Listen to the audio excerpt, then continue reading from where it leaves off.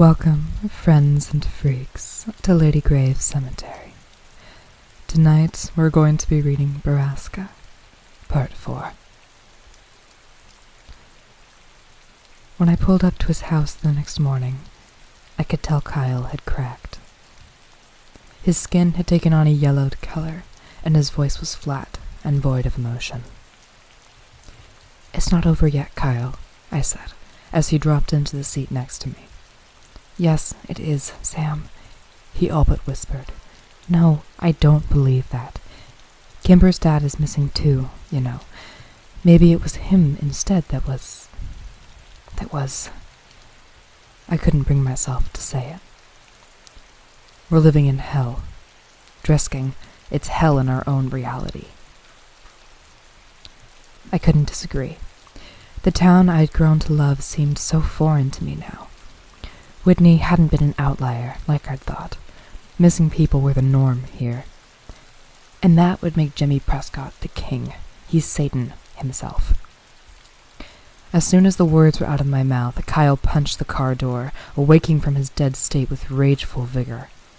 "I'll fucking kill Jimmy Prescott. Where is that motherfucker? You know he's involved in all this, Sam. You know, maybe partially," I said, staring out the window.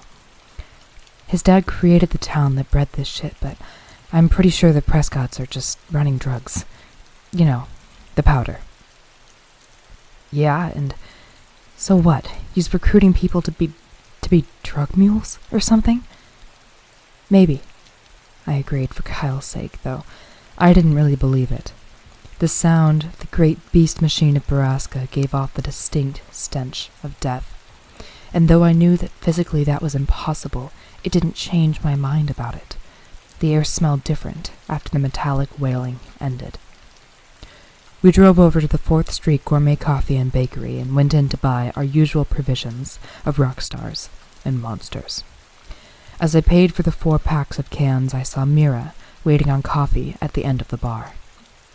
I could tell immediately that she was in a good mood, something that I hadn't seen much of since I had started working for her. It was probably a good time to tell her that I was calling out of work for my 5th day in a row. "Hi, Mira," I muttered when I approached. I can't come in today again. I've got some really important... Sam, oh gosh, how are you?" Okay," I stuttered. "Good," she said, brightly. "Don't worry about coming in. I'll hold down the fort, and I'm sure I can call Emmeline in if I need help, but really, Sam, what have you been up to lately that's so important?" My mind blanked. Just as I started to stutter out some bullshit about helping my dad, Kyle appeared behind me. "We're trying to find Borrasca," he said, with all the gravitas of a eulogy. Yes. Owen told me you'd asked him about that. You know that's just a story, Sam. That legend has been around since I was a kid." "Yeah, well, we're looking for our missing friend, Kimber. We think maybe she's... there." I trailed off lamely. "Oh, really? I thought I heard that Estaros were staying with relatives in Maine over the summer. Oh, well, anyway, good luck, boys." "Thanks." Kyle's voice was sour, and I knew his patience was thin.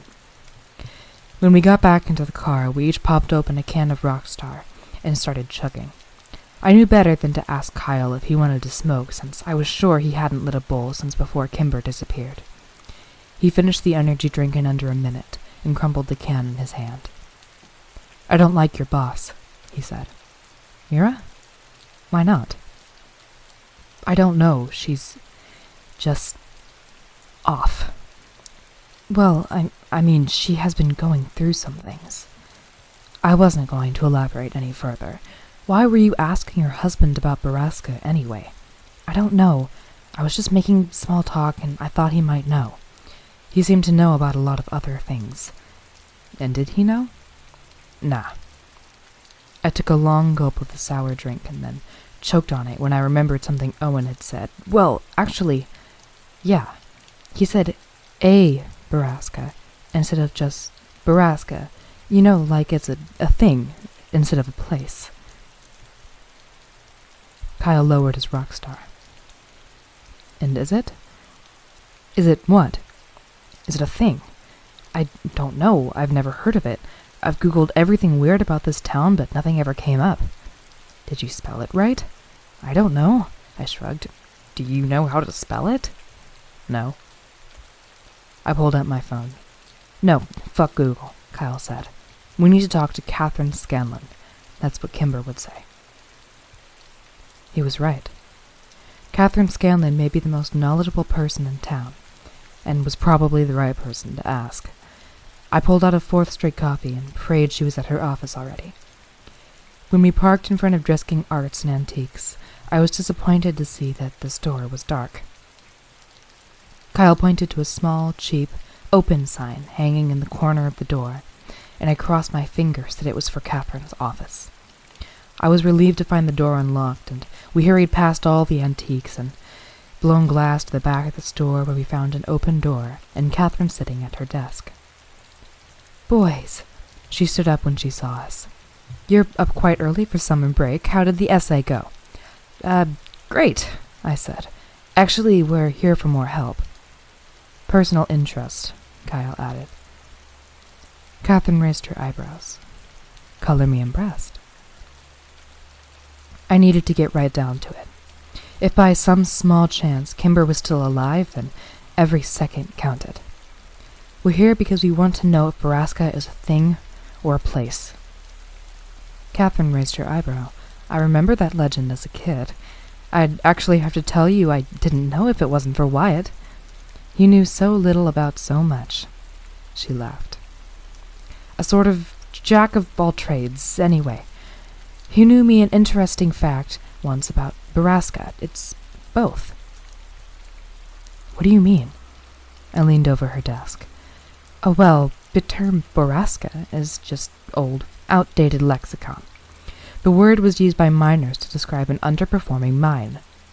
A mine, I whispered. Kyle shook his head. We've been looking at mines. So all the mines in Butler County are Borrascas? I asked.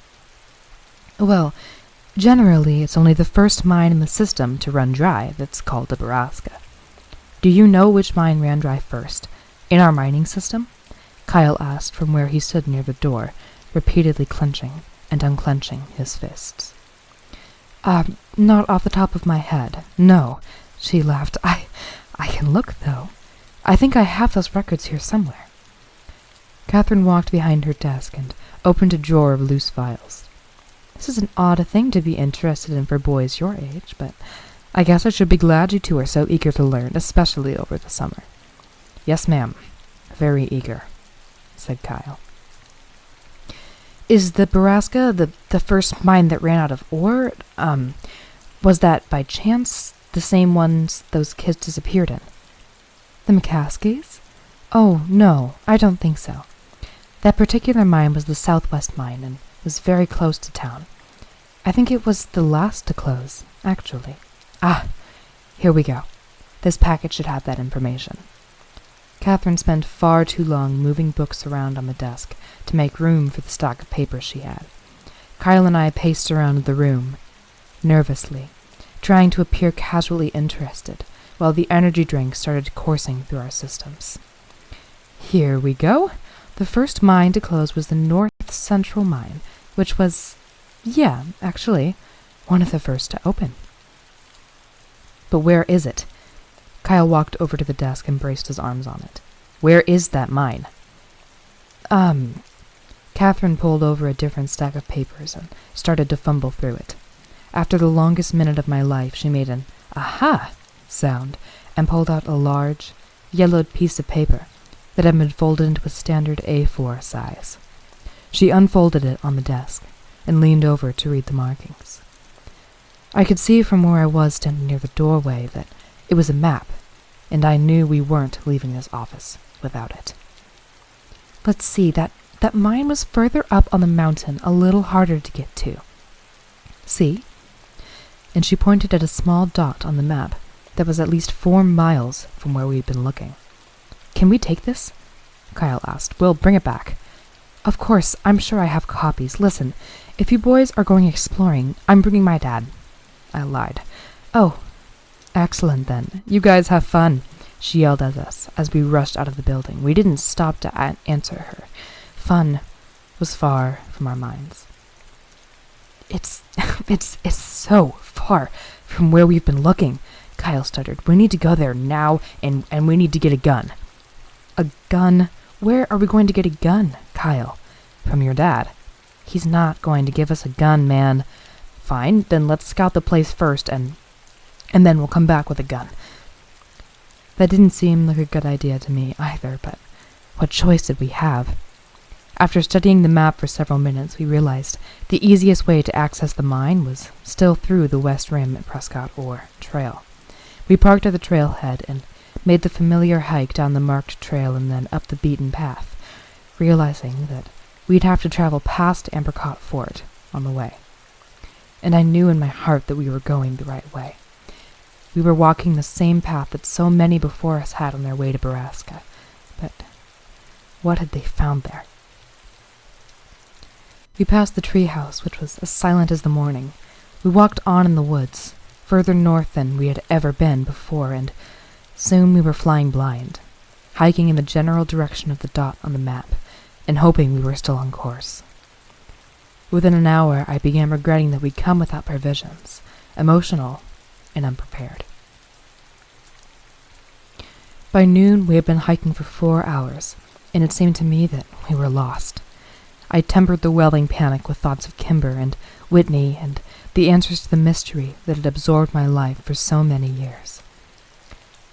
Kyle, for his part, said nothing and kept his eyes straight and his mission his priority.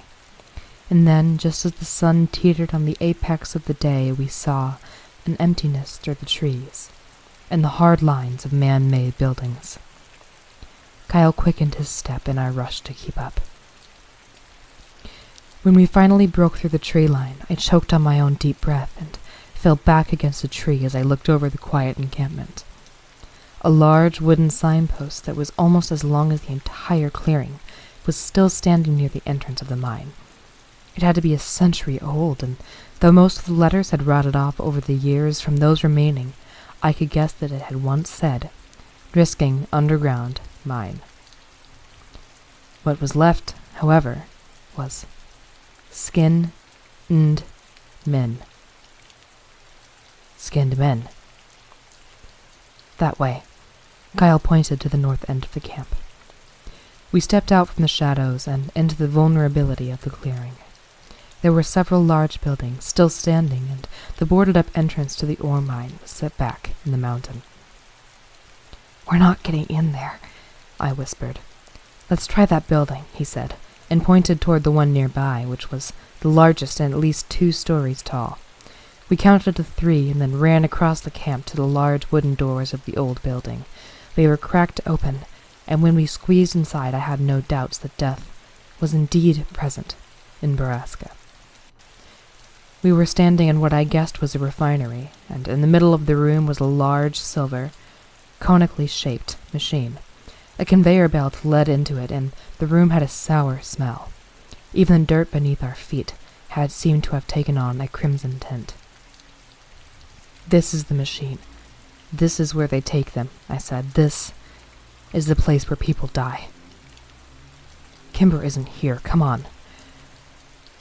I was only too happy to squeeze back out the door of the building and tiptoe around the side. We rounded a corner and almost ran into a recently waxed, shiny, green truck parked there. "This is Jimmy Prescott's truck," I breathed.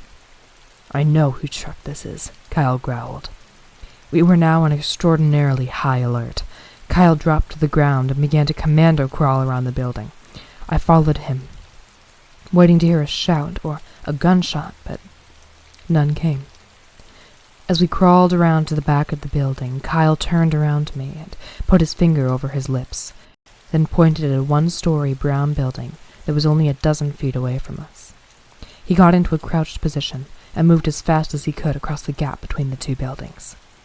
I did the same.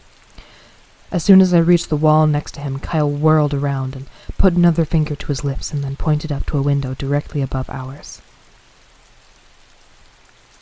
There were noises coming from inside, and even to me, a 16-year-old virgin, the sounds of sex were unmistakable. We could hear an animalistic grunting and the tired, objecting groans of an old mattress. Unable to help myself, I whispered, "What the fuck?" to Kyle, but he was already gone, all caution abandoned, running around the side of the building. I followed him in through the first door we came upon and was hit in the face by an invisible wall of filth and suffering. The smell knocked me back, but Kyle kept running.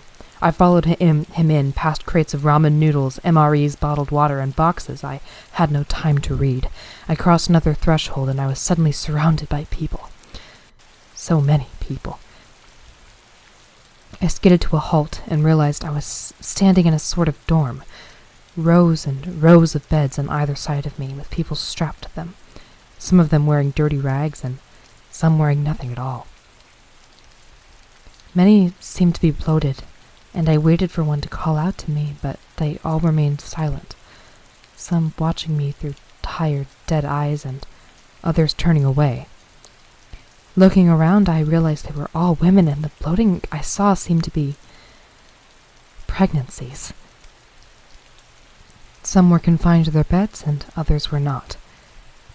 I looked around the room for Kyle and saw him standing a little further in the long room, looking back at me with the same confused, wild expression I was sure was on my face. I saw the realization cross his, and I called out to him, but he was already running again.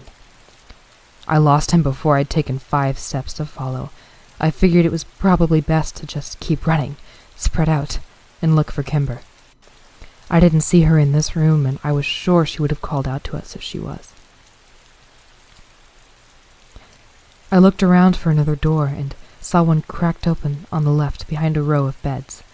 I stared straight at it as I made my way there, desperate to avoid the wretched, void eyes of the women all around me. First we help Kimber, then we help the others. I will come back and get you all, I promise, as soon as I find Kimber. Without a thought, I pushed the door wide open as soon as I'd reached it and found the source of the noises we'd heard outside. It was Jimmy, something I'd been expecting to see, but the scene before me was not. He was hunched over the bed of an almost unrecognizable, unresponsive Christy, treating her like an animal. She watched me through the slits of her dead eyes, but she didn't call to me for help. I thought I saw a tear run down her cheek before she turned her face away from me, to face the wall on the other side. What the fuck? I didn't even realize the words were audible. I had never seen this depth of human suffering. Jimmy's head snapped around to look at me, and I briefly registered surprise before he smiled at me in a way that turned my insides to ice. He didn't stop what he was doing, and I wanted nothing more than to run over and push him off of Christy, but to my utter shame I couldn't force myself to come any further into the room. Sam! Sam! Kyle's voice echoed through the building, and immediately cured me of my paralysis. I found myself running back into the miners' dorm and away from Jimmy Prescott and Christy. Kyle! Back here! Hurry, please, I found Kimber! I followed his voice through the maze of beds and rooms, as a cacophony of voices began to follow me. Help us, please! There were maybe only a handful of girls yelling at me, but it sounded thunderously loud as it filtered through my guilt. The weight of their misery dropped down upon me, and it almost pushed me into the ground. I'll get help, I'll help you, I promised them as I followed Kyle's voice, still screaming desperately from an adjacent room. I sprinted across another threshold and saw him, hunched down near a corner bed, helplessly yanking on a leather strap attached to it. I slammed into the bed and fell to my knees, trying to work out what he was doing and how I could help him.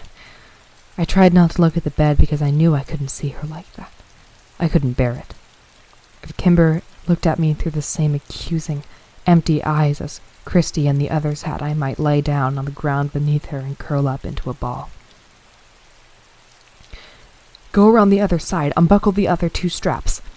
Kyle had the same high-pitched voice and wild, desperate eyes of madness.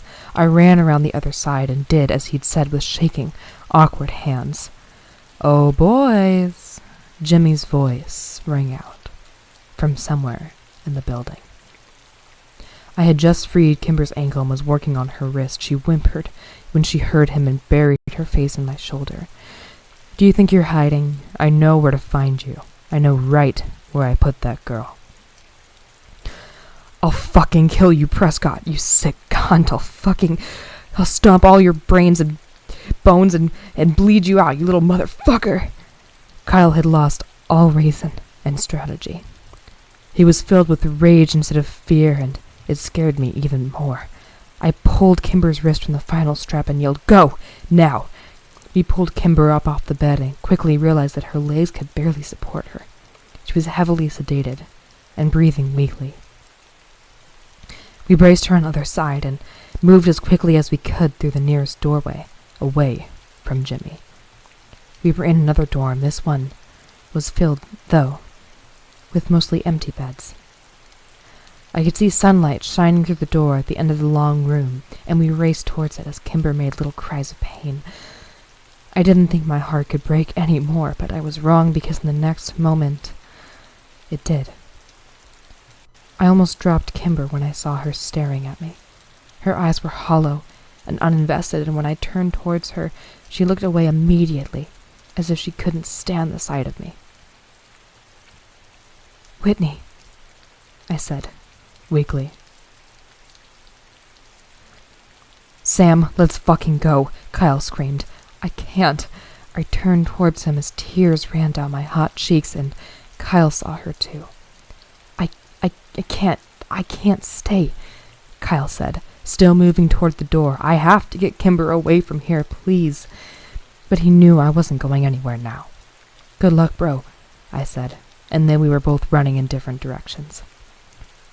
Whitney's hair was long but thin, as was her face. Everything on her looked brittle except for her stomach, which bubbled out from her like an overblown balloon. She refused to look at me and flinched at my touch as I tried desperately to unbuckle her from the bed. I hadn't even finished the first belt when I heard Jimmy walk up behind me.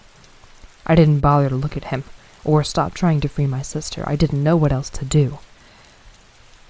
"I admire your grit, kid," Jimmy said, and then sat down on a bed behind me and continued to watch me, giving no objection to what I was doing. "You probably think your friends got away, but there's no sense in false hope, is there?" "There's no sense in any of this."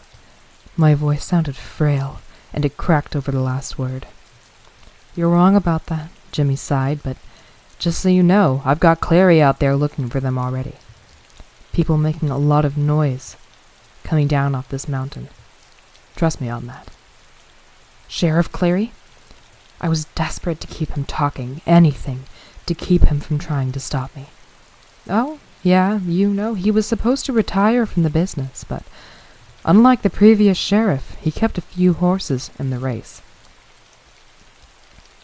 "Horses?" Nothing made sense. "Yep." Jimmy slapped the bed next to him. "We called these buildings the stables," he laughed. I dropped the last buckle on the floor and looked down at Whitney. I expected her to spring up and run toward the door while I went after Prescott, but all she did was rub her wrists and itch her collarbone.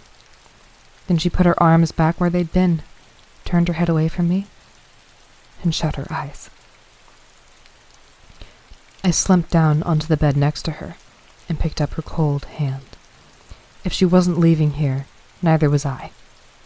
It was over. I sent a silent prayer up to a God I didn't know and wished my friends safety. "Do you want to know what this is, Sam?" I shrugged. It didn't seem to matter now. "It's all about the babies." I stared down at Whitney and her swollen belly, but gave no indication I was listening. "You wouldn't believe how much money is in the industry. I mean, my dad was a smart man, and he knew we didn't have anything of value to sell, and Back then, the Prescotts were dirt poor, out-of-work miners just like everyone else in town. He first got the idea when he sold my older brother off to pay for the legal fees to fight the city. I mean, some people will pay 5 figures for a newborn, you know, even back then.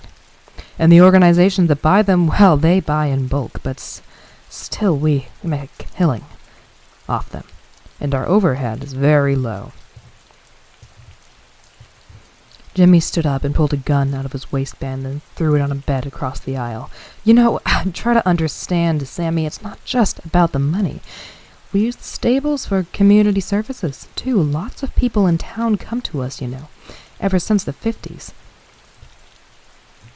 I couldn't take it anymore. I didn't want to be here. Listening to this, I didn't want to see Whitney so broken, and I didn't want to wait for inevitable death. It was torture in its purest form. What are you waiting for? Why don't you just kill me? This isn't a James Bond movie. I don't care about any of this shit. Jimmy laughed loudly as it was the funniest thing he'd ever heard. Kill you? Christ. Kid, if I could, then I already would have, but I'm not allowed to kill you. I've been trying to decide if I want to fuck your sister right in front of you, though she's not one of mine, but it might be worth it just to see your face. Just kill me and let her go. Fuck. I'll kill myself if you let her go. I stood up from the bed, and Jimmy took 2 steps toward me and punched me so hard in the face that I fell back down on it. I moaned as I fought the tears and stars behind my eyes. I can't let her go, you little fuck. She's got one of our community services babies in her. Grace says she's got another week to go, 2 tops. Jimmy looked down at Whitney and frowned. She's been putting out shit babies, though, and as soon as this one's out of her, she's got a date with a shiny gentleman. What the fuck does that mean? I yelled at him, and a loud ring suddenly filled the room. Jimmy held up a finger and pulled a phone out of his pocket. I gotta take a business call. 2 minutes, and we can get back to our conversation.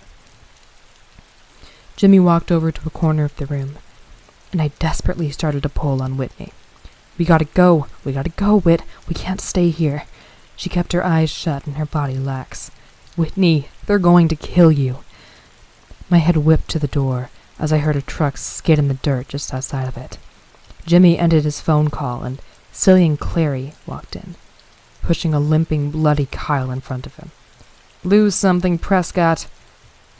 Where's the girl? Couldn't find her. God damn it, Clary, you fucked us. Go back out there and find that girl.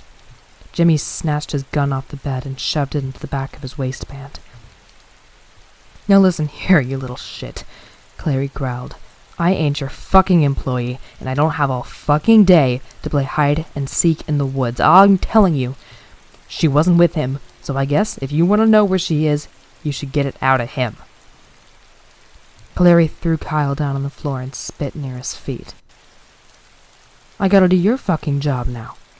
Jimmy walked over and, without any hesitation, kicked Kyle so hard in the ribs, I could hear some snap inside his chest. I tried to stand up, but I was still dizzy and fighting off the darkness. Where's your girlfriend, Landy? Prescott raised his boot and then stomped down hard on Kyle's ankle. He screamed in pain. I can do this all day, kid. Clary sat down on a bed across the aisle and lit a cigarette, watching him passively. Jimmy pulled Kyle to his feet and then punched him hard in the face. A few of Kyle's teeth scattered across the floor. Tell me, you little cunt! Jimmy punched him again in the face, and Kyle went limp. You're killing him! I screamed and jumped off the bed, running blindly towards Jimmy in a red rage. Clary stood up and caught me with no effort at all, holding my arms down at my sides. He laughed, cigarette still tucked into a corner of his mouth as I struggled helplessly against his chest. Jimmy had straddled Kyle by now and was rapidly punching him in the face and chest. Kyle was barely conscious and rubbed his bloody fists. Last chance, Landy. Fuck you, Kyle said through a wheezing, rattled breath of air. Jimmy spit on him and raised his foot up as high as he could and brought it down on Kyle's face with so much force that I heard his skull break. I sagged in Cillian and Clary's arms, and he dropped me into a puddle at his feet. Jimmy bummed a cigarette off Clary, and they stood next to Whitney's bed, watching me cry. Jesus, what a mess. After a few minutes, Clary flicked his cigarette out and pulled out his phone. "All right, Sam, take your friend." I couldn't have heard him right. "Fuck that. The little landy shit ain't leaving here. You want to clean this mess up, Prescott?" I stood up, and my knees didn't buckle beneath me. "I'm not leaving without my sister," I told them. Jimmy laughed. "Yes, you are," Clary said. "If you want to save your friend's life, he ain't dead yet, Sam, but he will be soon." He tossed his keys at me. "The road off this mountain is back by the refinery." I let the keys bounce off me and fall to the floor. Clearly, swore at me. I knew he was right. I was a coward, and I would leave my sister and all the others here just so I could get away and save Kyle's life. I picked up the keys and then, without looking at the two men, I picked Kyle up by his shoulders and his head rolled back as if it was no longer attached to his spine. His face was a collage of pulp and blood, and I struggled to stay calm and breathe as I dragged him out of the building.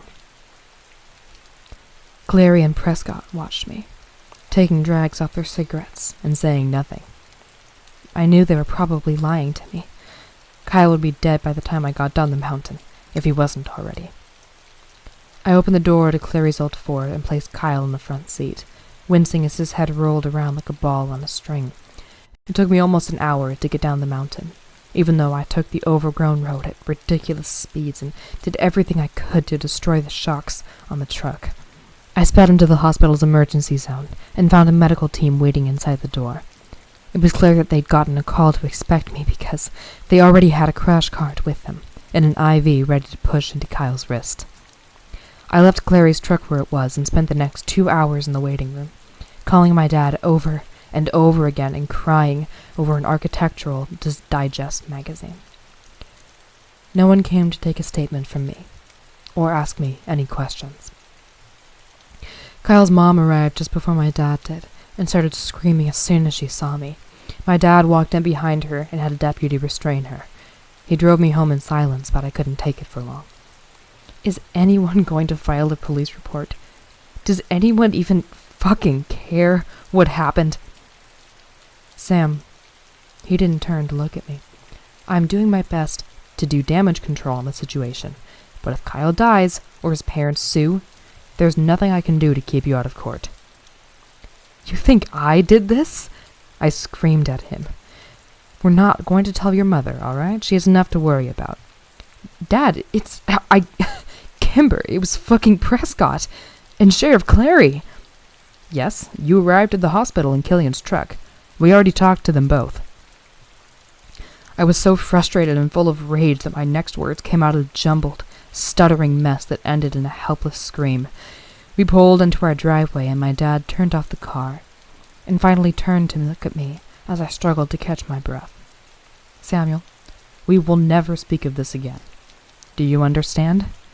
Are you fucking kidding me, Dad? Kyle might fucking die. I saw Kimber. Enough. Enough. If you want this to go away, you will keep your mouth shut about it. Make no statements to anyone, and I'll hire the best lawyer I can afford to clean up your mess. I don't know why you would beat your best friend almost to death, and I frankly don't want to. Fuck you. I screamed at him and threw open the door to the cruiser. I ran then, away from him and the house and my broken life. He didn't come after me. Not that day, or any other. Since everyone in town thought I was a violent thug, no one would let me stay with them when I called around. I eventually went to a motel far outside of town and drained the last of my savings from work paying for the room.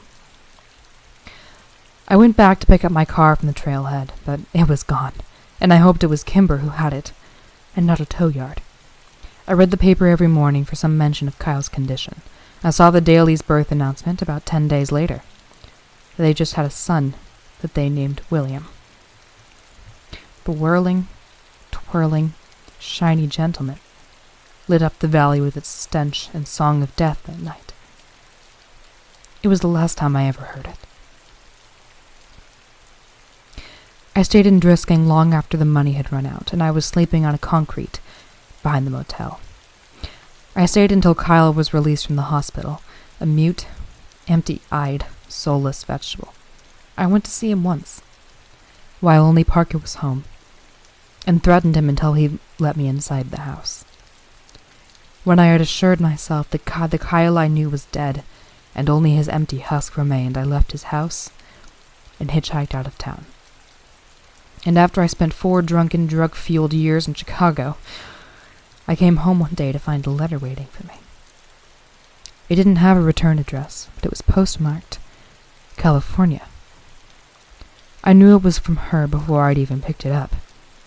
She'd written so many of my assignments for me that I knew Kimber's handwriting better than my own. Inside it was a letter. The letter. I read it only once, many years ago, until I sat down to transcribe it today.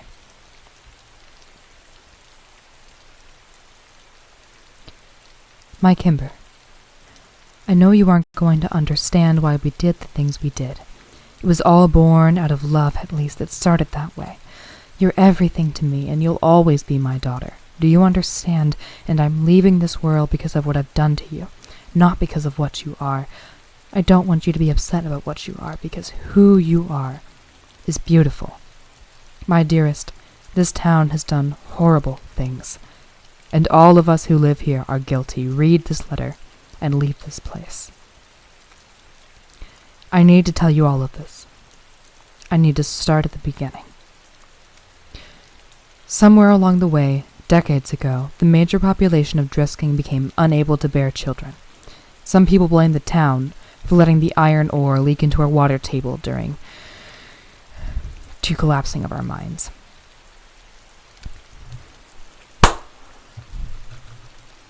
Most people blame the town for letting the iron ore leak into our water table during the collapsing of our mines. This is the same water table that still provides the town's water today. They were never quite able to fix it, and ore is toxic, and exposure causes infertility. The town did, and still does, suffer greatly from its effects. And the Prescotts, they solved the problem that no one could solve.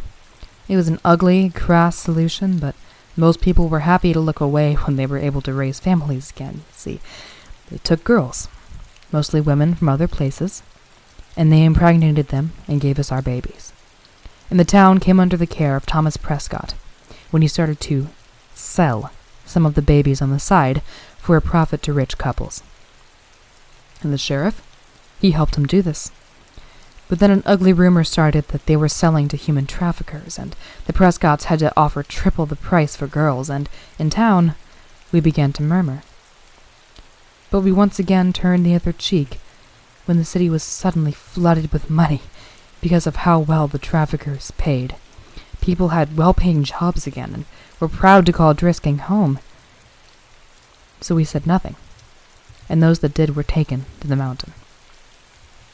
Because that is where they do it. That there is a place on the mountain where the women are taken, Kimber. Drifters, runaways, and if their parents choose it, sometimes the girls in town are even sold back. They arrange to sell the girls, and they meet them at a tree halfway between our town and their baby mill. Sometimes kids play there now. I think you played there. The Prescotts and the sheriff are the ones who impregnate the girls, and the children are named after them. P children for the Prescotts, and K children for the sheriff, and then, when the women are too sick or too old to deliver profitable babies, they're sent through a giant machine that was used to refine ore, and their bodies are crushed, and the blood and skin stripped away, and what remains of them are their stolen children, and the dust of their bones, and all that's left of their bodies is the powder that they spread over the mountain to hide our crimes. I'm telling you this, Kimber, because you're one of those children. Most of your friends are one of these children. Please get out of Drisking before your father finds this letter. Run away and never come back, and never speak of it to anyone. Their industry has deep roots now, and the traffickers have lofty connections. Don't tell anyone. Don't keep this letter, and don't look back. I love you. I'm sorry I have to leave you. We all have to answer for our sins, and I'm ready to burn in hell for mine. Love, always, and forever. Mom.